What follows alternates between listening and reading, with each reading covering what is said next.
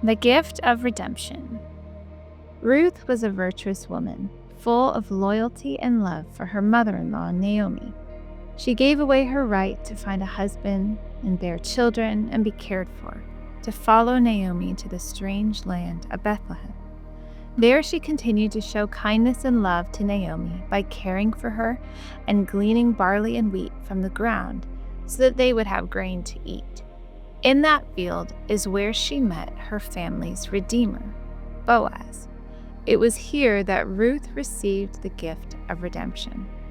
The role of a kinsman redeemer is to care for poor family members who would otherwise be forced to sell their property or even sell themselves into slavery to settle their debts.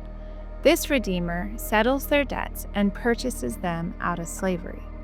Boaz became this kinsman redeemer for Naomi and Ruth by marrying Ruth.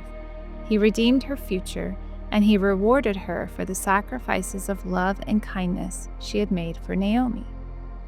God created the position of kinsman redeemer in part to give us a hint about our ultimate kinsman redeemer, Jesus, who purchased us from our debt to God and our slavery to sin and death with his death on the cross.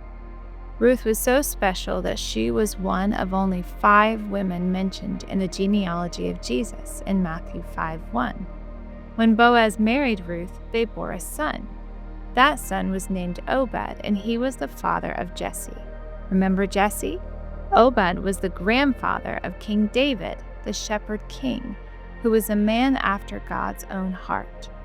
God redeemed Ruth, and through her womb, God carried the lineage of Jesus, the Redeemer of the world.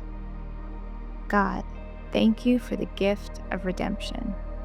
As Boaz was a kinsman redeemer for Ruth and Naomi, Jesus is the kinsman redeemer, rescuing us from slavery and settling our debt of sin. Fill us with kindness and faithfulness and love for others, just as you have shown to us. In the description below, you will find the discussion questions to help you dive deeper into today's gift.